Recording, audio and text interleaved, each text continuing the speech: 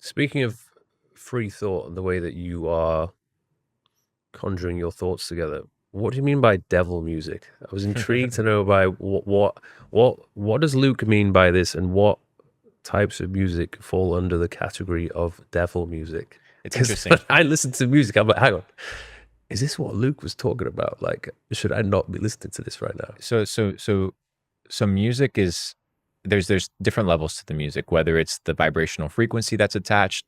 Uh, you can go to churches today that actually are playing vibrational frequency sounds. This is proven and recorded, where you can manipulate people's emotions through certain vibrational frequencies.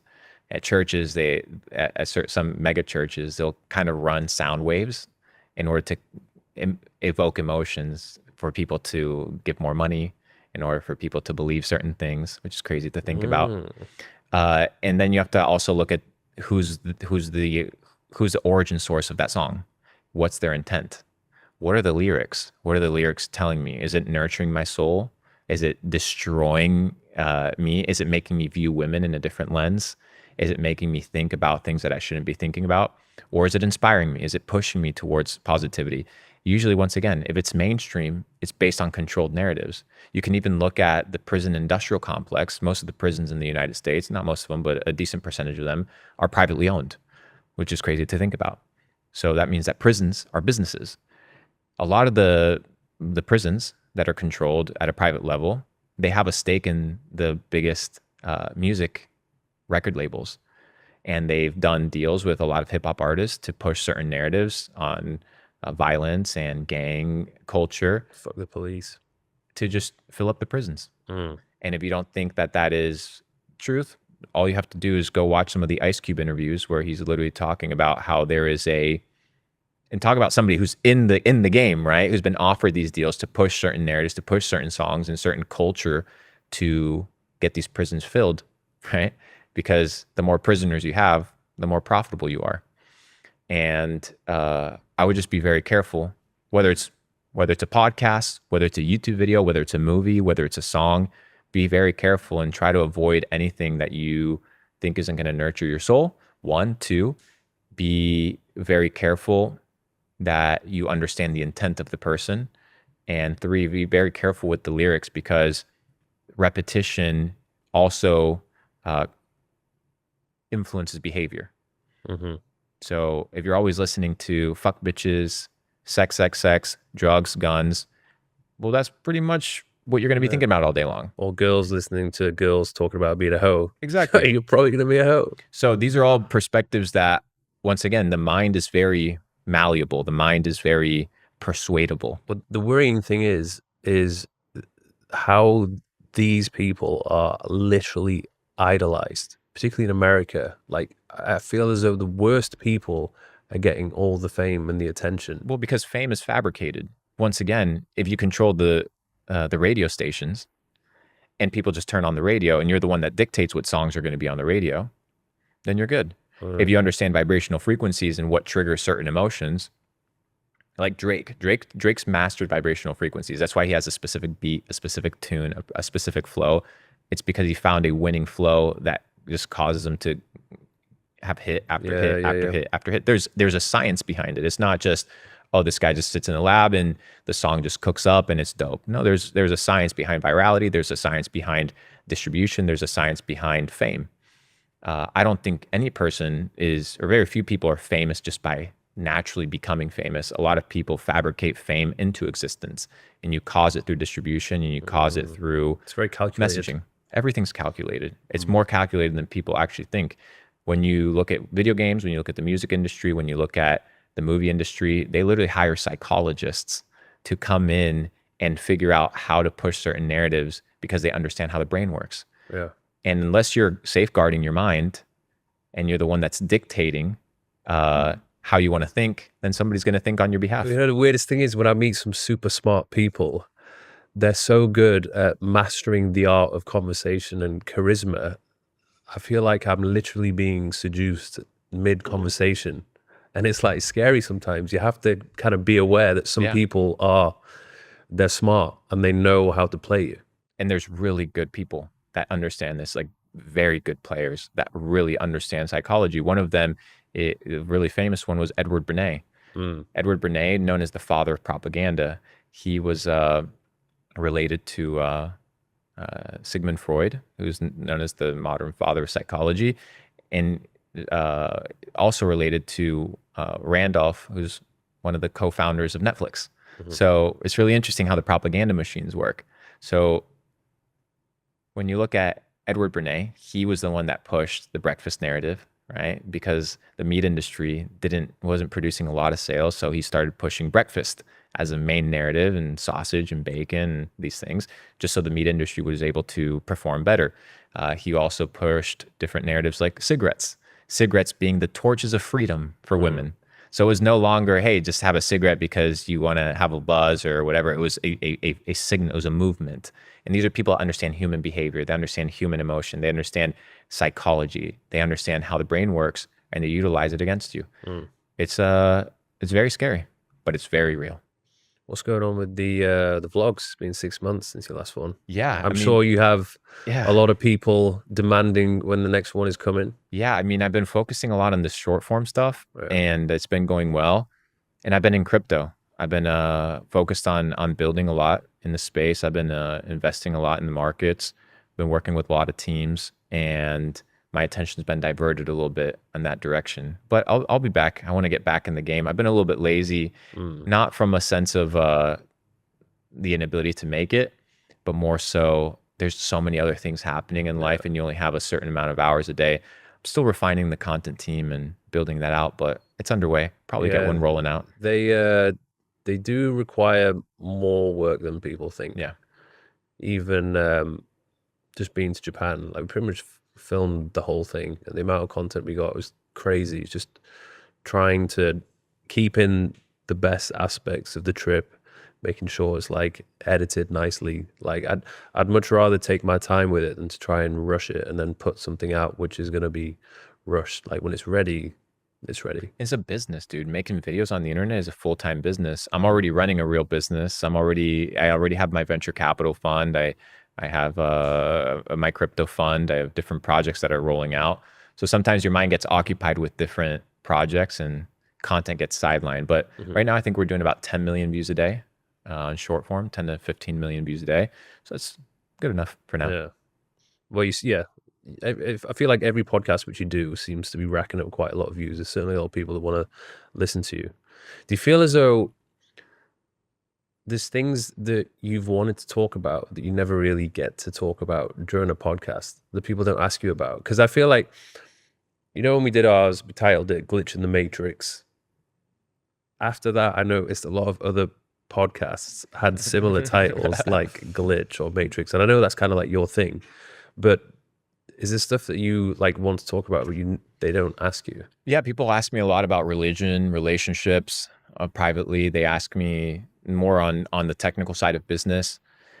When it comes to long form content, I always try to put myself in, more now than before, in the shoes of the listener, and realizing that maybe the conversations that you and I can have about how to build a 7-figure business are just like common conversations to us. And we can literally sit down and talk about how somebody can make $250,000 in a month. And you'd be like, oh yeah, like that's doable.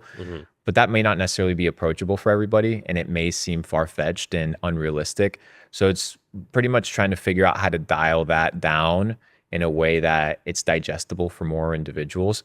So I found myself, making content where I talk about, making $10,000 in a day. Yeah. And my business makes a lot of money, but my business also spends a lot of money, right? So I have over 100 employees on payroll just inside Capital Club, outside of the distribution team and outside of my content creation team. These are all families that I need to fund. My payroll is $450,000 a month.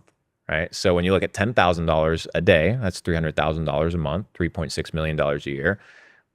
If I was just making 10 grand a day, I wouldn't be able to cover my basis for my current expenditure for my business. So I have to be thinking bigger, and I have to be thinking what may be unrealistic to most and what may be far-fetched, simply because I have big goals, big ambitions, and big dreams for the organization that I'm trying to build. Does that monthly overhead stress you out ever? I know your brother has mentioned the stress silent killer. Stress is a silent killer, indeed. I'm not stressed because we make a lot of money and I just manage the budget really, really well. But it's more so the fact that you have to show up for your team every single day and you have to lead. That's that's what I would say is the more stressful part, is that every day it doesn't matter what you did yesterday. You have to continue showing up. You have to continue performing. But the money from that the business generates is for the business and the business growth. Thankfully, I've been able to make money in the markets, enough money where I really don't have to work or deal with all the bullshit that happens on the internet. I really don't necessarily need it. But I really want to build this ecosystem inside of Capital Club, because when AI becomes a massive dominant force, human connection is going to be extremely important. Community is going to be extremely important. In real life, relationships are going to be extremely important. These are things that AI cannot replace. AI cannot replace human connection. AI cannot replace sitting down with another person and having a conversation. It's not going to be able to replace that, at least in the short term. So They're gonna be robot girlfriends. I guarantee there's oh, gonna be there's a going to lot. be, yeah, but not in the next decade or so. So next 2 decades, there's a lot of degeneracy with that shit where these guys have AI girlfriends, and that's some cuck shit. But in the meantime, I see a lot of people on the internet, and as much as we feel like we're socially connected, a lot of people are just isolated. Yeah. So being able to humanize that perspective is what I'm trying to accomplish. And at the end of the day, money's dope, but what happens when AI starts replacing a lot of jobs and we no longer see fiat as the main source of value? What if energy becomes the main source of value? What if computing power becomes the main source of value? What if influence becomes a main source of value? So these are the different things that I'm working on, because I've already been able to achieve money. So what is the next frontier? The next frontier is community building. The next frontier is being able to find the people that resonate with my message and building things with them. I often describe my community as when you look at societies, especially in the early ages when farming was introduced, they were all built close to, if not near, like on top of fresh water sources. So let's take Egypt, for example. Egypt was built around the Nile River, especially the first kingdoms. If you polluted the Nile River, then that civilization wouldn't exist. That civilization wouldn't flourish. I consider my community the Nile River, right? So you don't want to pollute the Nile River. You want to be able to provide as much value as possible. You want to keep that as clean as possible. And then a society flourishes from that. So, I have people in my community that start businesses together. They'll get together in person through different pop-ups or different initiatives. We just had a big one in Austria, where it was like 40 people in Austria got together because we've been able to form a community, and then they humanize it. And they build relationships, build businesses, build ventures, things of this nature. So they're building a society on top of this Nile River, which is the community. So the goal is, what can I do to never pollute the Nile River, right? And build a community. And then everything that flourishes from it is just a byproduct of keeping that integrity of that location. And I've had fuck ups, I'm not perfect whatsoever, but I'm definitely trying to be that community leader that is necessary on the internet, for better, for worse. I think we're doing a great job. How the hell have I not met your brother yet? Where is he? How is he He's doing? training in the mountains right now. Really? He said, hey, he was like living in Malaysia for a couple months. You guys should train together. You guys would have a fucking blast. He's in very good shape. You guys would have a really good time. His philosophy of training is very different than the average person. He's very inspiring for sure. He looks like a very functional human being. Yes.